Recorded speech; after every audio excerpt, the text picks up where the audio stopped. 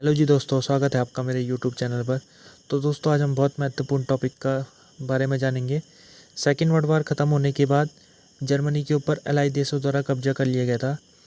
Allies देशों द्वारा Germany के अंदर काफ़ी बदलाव किए गए थे, जिसको हम आज देखेंगे। सबसे पहले तो उन्होंने जो समस्या थी उनके सामने, वो थी नाजी विचारधारा की। उन्होंने जो नाजी सिंबल थे स्वास्तिका, उसको बैन कर दिया। इसके अलावा जो जर्मनी के अंदर नाजी लीडर थे उनको पकड़ के जेल में बंद कर दिया गया।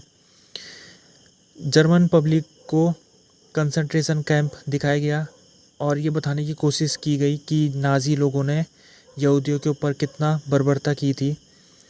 तो ये सारी प्रोसेस के तहत नाजी विचारधारा को नष्ट करने की कोशिश थी ये, लेकिन इसमें पूरी तरीके से सफलता नहीं मिल पाई अलाइज देशों को, क्योंकि वर्ल्ड वार का ख़त्म होने के बाद कुछ समय बाद ही कोल्ड वार शुरू हो गया था, जिसके तहत सोवियत यूनियन और यूनाइटेड स्टेट एक दूसरे के विरोधी बन चुके थे।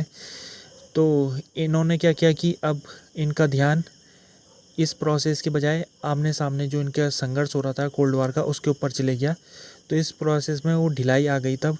तो इसी वजह से ये जो डिनाजिफिकेशन था ये पूरी तरीके से सक्सेसफुल नहीं हो पाया। आने वाले समय में वेस्ट जर्मनी के नेता कई ऐसे निकल के आए जो जिनका बैकग्राउंड नाजी पार्टी से आता था। अब दूसरा जो पॉलिसी अपनाई थी इन अलाई देशों द्वारा, उसके तहत ये जर्मनी का डिसआर्मामेंट कराना चाहते थे। फर्स्ट वर्ल्ड वार में जर्मनी को हार का सामना करना पड़ा था, लेकिन उसने 20 साल में ही इतनी तेज़ी से प्रगति कर ली थी कि वो सेकेंड वर्ल्ड वार के लिए तैयार हो चुका था। तो इन जो अलाई देश थे इनको डर था कि कहीं ऐसा ना हो कि फिर से जर्मनी 10-20 साल में पावरफुल हो जाए और तीसरा विश्व युद्ध भी शुरू कर दे। तो इसी को रोकने के लिए अलाई देशों ने जो पॉलिसी अपनाई थी उसे हम कहते हैं इंडस्ट्रियल डिसआर्मामेंट, जिसके तहत जर्मनी की जो बिग इंडस्ट्री है, जिसे हैवी इंडस्ट्री भी कहा जाता है, जिसमें आता है कोल इंडस्ट्री, आयरन इंडस्ट्री और मिलिट्री से संबंधित इंडस्ट्री, इनको नष्ट कर दिया गया। लेकिन इसमें भी ये चीज़ हो गई कि और इसके द्वारा जर्मनी की जो आर्मी थी उसको भी नष्ट कर लिया गया था। जो अगर हम नक्शा देखें, ये जर्मनी का पुराना वाला नक्शा है, जिसमें ये भाग तो पोलैंड को मिल चुका था, इधर वाला। अब क्या था, जर्मनी केवल इतने तक ही सीमित था, इतने तक ही सीमित था। अब इतना भी सीमित था तो इसका भी विभाजन हो गया था। ये विभाजन इस तरह से हुआ था, ये जो सोवियत यूनियन के पास क्षेत्र था इसे ईस्ट जर्मनी कहते थे, और जो वेस्टर्न, जिसमें अमेरिका, ब्रिटेन और फ्रांस शामिल है, ये वाला क्षेत्र, इसको वेस्ट जर्मनी नाम दिया गया। तो इसमें हुआ ये कि जब कोल्ड वार शुरू हुआ तो बॉर्डर बन गई है, कोल्ड वार की बॉर्डर जर्मनी से होकर निकलती थी। इधर का एरिया तो सोवियत यूनियन के इन्फ्लुएंस में रहा है पूरा। ईस्ट की तरफ जितना भी क्षेत्र था, सब क्षेत्र में सोवियत यूनियन ने सरकार अपनी बना रखी थी, क्योंकि पोलैंड में भी कम्युनिस्ट सरकार थी जो कि सोवियत यूनियन से बहुत ही इन्फ्लुएंस सरकार थी। सोवियत यूनियन ने ही पोलैंड में अपनी सरकार, अपनी पार्टी की सरकार बना रखी थी, और ईस्ट जर्मनी में भी उसने अपनी पार्टी, जो कम्युनिस्ट पार्टी है, उससे संबंधित पार्टी बना रखी थी। तो ये पूरा वाला क्षेत्र जो ये था इधर की तरफ, ईस्ट की तरफ, इसमें दूसरे देश भी शामिल आते हैं, ईस्टर्न यूरोप कहा जाता है इस इलाके को। यहाँ पर पूरा कम्युनिस्ट सरकार थी, और इसके इधर वाला क्षेत्र पूरा डेमोक्रेसी वाला सिस्टम था, स्पेन को छोड़ के। तो ये कोल्ड वार की बॉर्डर बन चुका था इस समय जर्मनी। तो यहाँ पर क्या हुआ कि ये जो प्रोसेस अपनाई थी जिसके तहत जर्मनी की मिलिट्री को ख़त्म करना था, ये प्रोसेस नहीं हो पाई सक्सेसफुल, क्योंकि यहाँ पर, क्योंकि बॉर्डर का इलाका था, बॉर्डर बन चुका था ये जो ईस्ट वेस्ट जर्मनी को जो बांट दिया था, अब ये नई बॉर्डर बन चुकी थी। किसकी बॉर्डर बन चुकी थी? कोल्ड वार की बॉर्डर बन चुकी थी ये। तो इन क्षेत्रों में जर्मनी को यहाँ पर मिलिट्री की ज़रूरत थी। तो यहाँ पर क्या क्या यूएस ने कि जर्मनी का जो मिलिट्री नष्ट हुई थी उसको फिर से इसने रिवाइव कर दिया, और साथ में अपनी मिलिट्री को भी यहाँ पर लगा दिया। तो इससे ये हुआ कि जो कोशिश की गई थी जर्मनी को इसकी मिलिट्री को नष्ट करना और इसके इंडस्ट्री को नष्ट करना, वो प्रोसेस सक्सेसफुल नहीं हो पाई, क्योंकि इंडस्ट्री की भी ज़रूरत अब महसूस होने लग गई अमेरिका को। तो अमेरिका ने इंडस्ट्री को भी पूरी तरीके से नष्ट नहीं किया, लेकिन फ्रांस ने इसका थोड़ा विरोध किया। उसको डर ये था कि अमेरिका जो ये फैसले ले रहा है ये सही नहीं है, क्योंकि आने वाले टाइम में जर्मनी इसका गलत फ़ायदा उठा के फ्रांस के ऊपर हमला कर सकता है।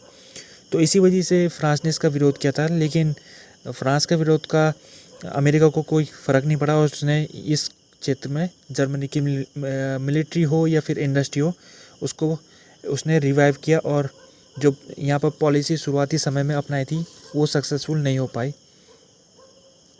अब हम देख लेते हैं कि ईस्ट जर्मनी में क्या चल रहा था। ईस्ट जर्मनी वाला ये वाला क्षेत्र है जो सोवियत यूनियन के कब्जे में था। अब इसमें ये हुआ कि यहाँ पर सोवियत यूनियन ने बड़ा कठोर शासन चलाया, जैसे कि इंडस्ट्री को यहाँ पर नष्ट किया गया। इसके अलावा यहाँ पर कई सारा सोवियत यूनियन ने जर्मनी का बहुत सारा सामान अपने देश में भेजा, जो उसको नुकसान हुआ था सोवियत यूनियन को, उसकी भरपाई के लिए। लड़ाई के दौरान सोवियत यूनियन को हम जानते हैं कि 2 करोड़ नागरिक उसके मारे गए थे, तो बहुत ज़्यादा नुकसान होता। तो सोवियत यूनियन ने इसका बदला ईस्ट जर्मनी से लिया और मनमाने तरीके से यहाँ पर कम्युनिस्ट सरकार सोवियत यूनियन ने लगा दी थी इस क्षेत्र में। अब ये हो गया क्योंकि यहाँ कम्युनिस्ट सरकार आ गई, तो ये क्षेत्र सोवियत यूनियन के ऑर्बिट में आ गया, जिसे हम थोड़ी देर पहले पढ़ चुके हैं। अब मार्शल प्लान क्या चीज़ हुई? मार्शल प्लान ये था कि जब लड़ाई ख़त्म हो गई थी कि तो यूरोप का क्षेत्र में काफ़ी यहाँ पर डिस्ट्रक्शन हो गया था शहरों का। तो अमेरिका ने क्या किया कि इन यूरोपियन देशों को आर्थिक यहाँ पर सहायता दी, और तो उसी आर्थिक सहायता को मार्शल प्लान का नाम दिया जाता है। अब यहाँ पर हुआ ये कि जब आर्थिक सहायता दी तो वेस्ट जर्मनी वाला क्षेत्र है, तो यहाँ पर स्थिति अब थोड़ी बेहतर होने लग गई थी। इसके अलावा यहाँ पर एक नई करेंसी भी अपनाई गई वेस्ट जर्मनी के क्षेत्र में, जिसको ड्यूस मार्क के नाम से जाना जाता है। ये मार्शल प्लान जब अपनाया गया था ये 1948 में अपनाया गया था।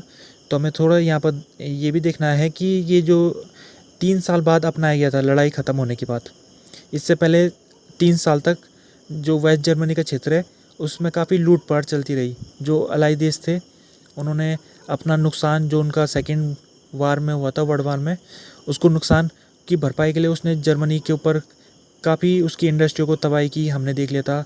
इसके अलावा उसके जो सामान था उसको अपने देश में भेजा।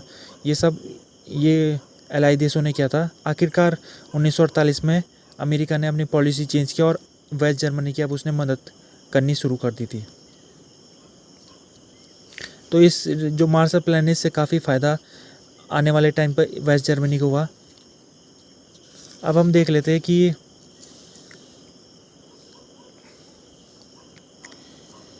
यहाँ पर जो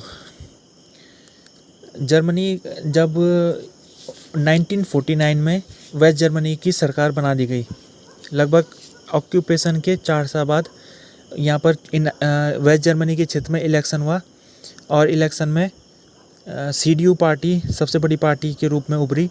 तो जब ये पार्टी जीत गई थी तो इस जर्मनी को फेडरल रिपब्लिक ऑफ जर्मनी के नाम से ये देश बना दिया गया वेस्ट जर्मनी। और ईस्ट जर्मनी भी जब ये क्षेत्र वेस्ट जर्मनी के रूप में अपना लिया गया था तो ईस्ट जर्मनी वालों ने भी अपने आप को एक स्वतंत्र देश के रूप में घोषित कर दिया। उन्होंने अपने आप को नाम दिया democratic Republic, German democratic Republic GDR, ये उन्होंने अपने देश को नाम दिया। और यहाँ पर कम्युनिस्ट सरकार आ गई थी। कम्युनिस्ट सरकार जब आ गई थी तो वोटिंग यहाँ पर हुई थी, लेकिन वोटिंग बिल्कुल कोई फ्री यहाँ पर वोट नहीं पड़े थे और सारा जो वोट था वो कम्युनिस्ट पार्टी को ही यहाँ पर ऐसा कर रखा था नियम कि जो अपोजिशन पार्टीज़ थी उनको बैन कर रखा था। तो जो भी वोट गया वो कम्युनिस्टों को गया। अब यहाँ पर ये चीज़ हुई कि ऐसा क्यों हुआ कि ये 2 देश जर्मनी के वेस्ट जर्मनी और ईस्ट जर्मनी ये एक देश के रूप में क्यों नहीं बन पाए। वो इसलिए हुआ क्योंकि ये कोल्ड वार का सबसे बड़ा कारण था कि कोल्ड वार जब हुआ था तो उससे ये हो गया कि अमेरिका और सोवियत यूनियन के संबंध बिगड़ गए थे, तो दोनों में विश्वास नहीं रहा आपस में। तो इस वजह से उसका फ़र्क देखने को पड़ा था कि किस तरह से वेस्ट जर्मनी और ईस्ट जर्मनी यहाँ पर अलग ही रहे, और ये अलग 1990 तक रहे। तो वीडियो यहीं तक ही रखते हैं दोस्तों। अगर वीडियो पसंद आए तो वीडियो को लाइक, कमेंट और चैनल सब्सक्राइब कीजिएगा। वीडियो देखने के लिए धन्यवाद।